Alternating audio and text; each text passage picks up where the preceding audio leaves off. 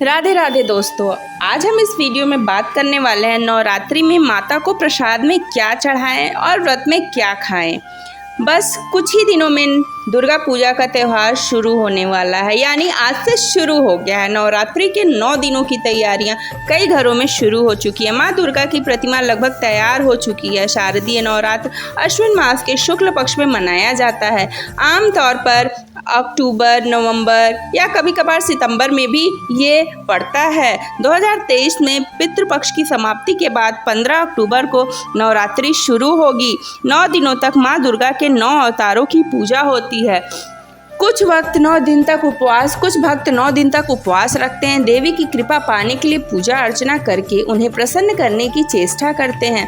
व्रत के समय कुछ विशेष बातों का ध्यान रखना जरूरी है। खास तौर पर खाने पीने का 9 दिनों में कुछ नियमों का पालन करना चाहिए।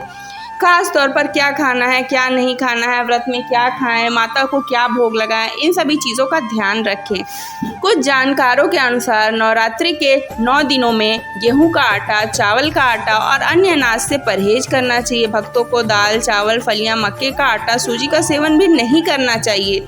तामसिक वस्तुएं जैसे प्याज, लहसुन नहीं खाना चाहिए और सात्विक आहार करना चाहिए। नवरात्रि के दौरान कुछ भक्त अंडे, चिकन, मांस, मछली का सेवन भी करते हैं, जिसका हमें परहेज करना चाहिए।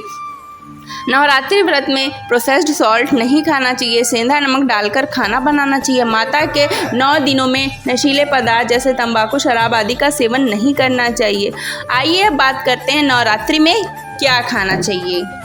नवरात्रि व्रत के दौरान आप कई वस्तुओं का सेवन कर सकते हैं, जैसे कि दूध से बनी चीज़ें, दही, लस्सी, छाछ, मखाने की खीर आदि का सेवन कर सकते हैं। इससे आपको भूख नहीं लगेगी, साथ ही बॉडी में एनर्जी भी फील होगी।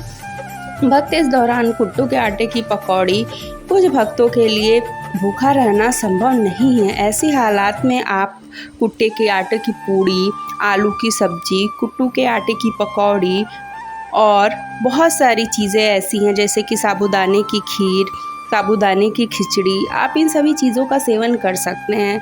लेकिन ये उनके लिए है जिनके लिए व्रत रहना संभव नहीं है, तो वो इन चीज़ों का सेवन करके व्रत आसानी से रह सकते हैं। लेकिन जितना आपके शरीर में क्षमता हो, आप उसके हिसाब से व्रत रहें। माता के भक्त उपवास के दिन में किसी भी समय फलों का सेवन कर सकते हैं। फलों का रस भी ले सकते हैं, इससे बॉडी हाइड्रेटेड रहेगी। सिंघाड़े की आटे की पूड़ी, आलू की सब्जी का सेवन भी किया जा सकता है।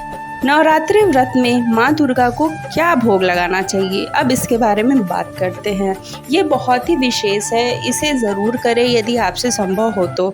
नवरात्रि पर्व में देवी दुर्गा की आराधना के साथ ही भक्त उपवास भी रखते हैं।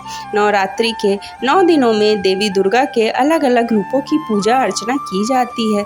देवी को 9 दिन अलग अलग प्रसाद चढ़ाया जाता है।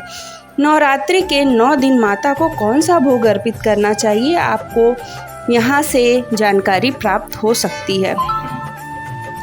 15 अक्टूबर 2023 नवरात्रि का पहला दिन, जो कि माता शैलपुत्री का है। नवरात्रि के पहले दिन माता शैलपुत्री की पूजा की जाती है। कहा जाता है कि माता शैलपुत्री को देसी घी का प्रसाद चढ़ाने से देवी की कृपा मिलती है। 16 अक्टूबर 2023 नवरात्रि का दूसरा दिन, माँ ब्रह्मचारिणी की पूजा। नवरात्रि के दूसरे दिन देवी ब्रह्मचारिणी की पूजा की जाती है।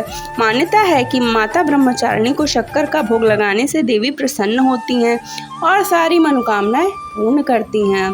17 अक्टूबर 2023 नवरात्रि का तीसरा दिन, माता चंद्रघंटा की पूजा की जाती है। कहा जाता है देवी चंद्रघंटा को खीर का भोग लगाने से देवी की कृपा हमेशा बनी रहती है।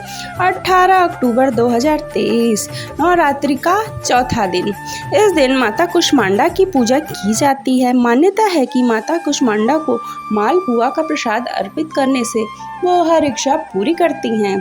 19 अक्टूबर 2023 नवरात्रि का 5वां दिन, माता स्कंद माता। इस दिन माता स्कंद माता की पूजा होती है। कहा जाता है कि माँ को केले का प्रसाद चढ़ाने से माता भक्तों के सारे दुख दूर करती हैं। 20 अक्टूबर 2023 नवरात्रि का छठा दिन, जो कि माता कात्यायनी का दिन होता है। इस दिन माँ कात्यायनी की पूजा की जाती है।